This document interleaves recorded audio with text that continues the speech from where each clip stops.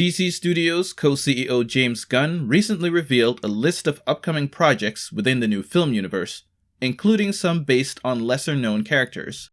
Booster Gold, Creature Commandos, and the biggest standout, a group of superheroes called The Authority. Next is a big movie called The Authority. The Authority is a passion project of mine. It's based on the marvelous Wildstorm characters we are now bringing into the DCU and will interact with all of our primary DCU characters. But who are these obscure superheroes? Welcome to the Review Desk. I'm Desmond Kerk, and today I'll tell you about The Authority, the single most important series in the modern age of comics. The Authority was published by Wildstorm Comics, a then imprint of Image Comics, a comic book company launched by several highly influential former Marvel creators and proponents of creator-owned rights, which would allow comic book writers and artists, not publishers, to benefit the most from revenue generated by their characters. Wildstorm initially put out typical 90s style over substance books, most of them being parallels of popular Marvel books. Wildcats was pretty much X-Men. Gen 13 had many similarities to early X-Men books when the original team were still teenagers, and Stormwatch, a United Nations-funded team tasked to serve as Earth's leading planetary defense force, was basically Wildstorm's answer to the Avengers. They weren't straight-up rip-offs, however, as the Wildstorm universe was still incredibly fun to read about, and it had its own unique flavor to it.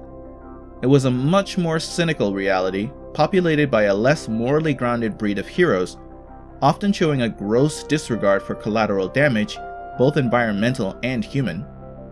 You'd be hard-pressed to find any goody-two-shoes here. Even the High, a character cast in the mold of Superman, admitted to smoking marijuana. The style-over-substance approach ended in 1997, however, when Wildstorm initiated its line-wide New Horizons relaunch.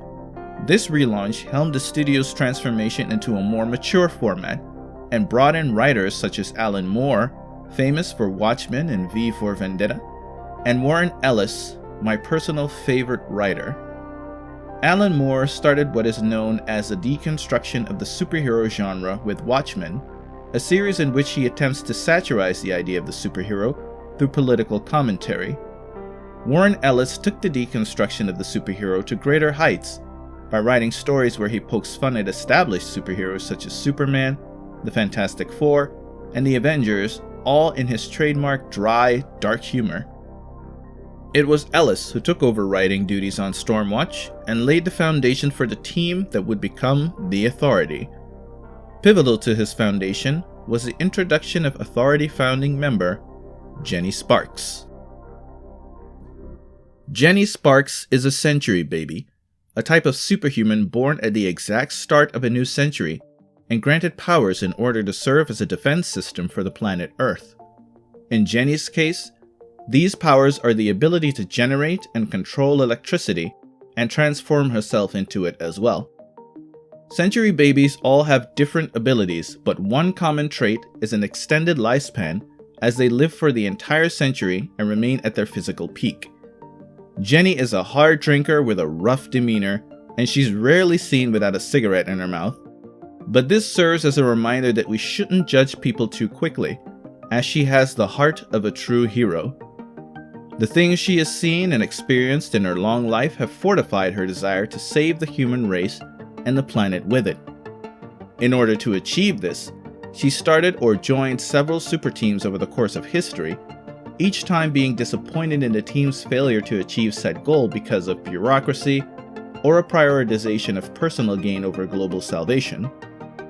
A dim and disenchanted Sparks is eventually approached by the head of Stormwatch, Henry Bendix, to join his team and change the world in the way she had always intended. Jenny joins Stormwatch Black, a covert branch of the team where she is allowed to act in secret, without approval from the UN and free from standard protocol. Things are good for Jenny at first, as Bendix seems to be sincere, and she's allowed to bring about the kind of change she's always wanted for humanity. Unfortunately, it doesn't take long before Bendix's true plan is revealed to be a draconian form of dictatorship. Bendix believe that it's an iron fist, not love, that will save the world. Jenny ends up killing him, and rather than go back to wallowing in depression over the state of the world and its would-be protectors, she decides to establish a new team by using vast and otherworldly resources her Stormwatch days granted her access to, and recruiting like-minded members, including several of her former Stormwatch Black teammates. The Authority is somewhat cast in the mold of the Justice League, as you'll notice by the design and abilities of some members, and serves as a look at that famous team if they were more proactive and had less restraints. The group initially also consisted of 7 members: Jenny Sparks, Apollo, basically the Authority's answer to Superman. His staggering powers include super strength, flight, light manipulation, invulnerability, and they're fueled by him absorbing solar radiation. He's also one of DC's first openly gay characters and is married to teammate Midnighter. If Apollo is Superman, Midnighter is the Authority's answer to, you guessed it, Batman. Clad in dark leather suited for stealth, he's got enhanced physical abilities and senses, a healing factor that allowed him to beat AIDS in 3 weeks, and his most defining feature is the battle computer in his brain that allows him to predict his opponent's movements, thus allowing him to exact appropriate countermeasures and pick a course of action that will lead to him winning the battle. He even has a catchphrase, even hilariously handed out cards with this catchphrase. The Engineer, a woman who replaced her blood with 8 pints of highly advanced nanobots, allowing her to interact with and control any machine and shapeshift either her entire body or parts of it into a variety of items, including weaponry, tools, and engines for flying. Swift. Hailing from Tibet, Swift's body is adapted to avian physiology, allowing her to fly at amazing speeds. She even has better eyesight than Apollo, the Authority's version of Superman. Jack Hawksmoor. In terms of power set, he's one of the most interesting characters on the team. Jack was abducted by aliens as a child on multiple separate occasions and experimented on to thrive in urban areas. He's known as the God of Cities, as his powers allow him to form a symbiotic relationship with whatever city he is in. Aside from superhuman strength and durability, he can walk up walls, order streets and entire skyscrapers to move in any way he wants them to, and he can even see past events by viewing them in windows if said events happen in front of them. The larger the city, the greater his abilities. The Doctor, a Dutch powerful magic user with the collective knowledge of all others who wore the Doctor mantle before him, stretching back to the beginning of mankind. The Authority hit the scene as a team with zero oversight, no politicians to answer to, and, quite frankly, almost no one powerful enough to challenge them. They came to handle business and had no qualms about killing any opposition in grandiose manner to get things done. For everyone, good or bad, they had but one universal threat to the world: change or die. You'll have read comic books where the good guys foil a bad guy's plan for world domination, or go up against some superpowered force that could lead to destruction on a cosmic scale. But the Authority opted for a different approach, tackling problems at the root. Instead of going after human trafficking cartels, for example, they went after politicians who either turned a blind eye to the matter or actively profited from it.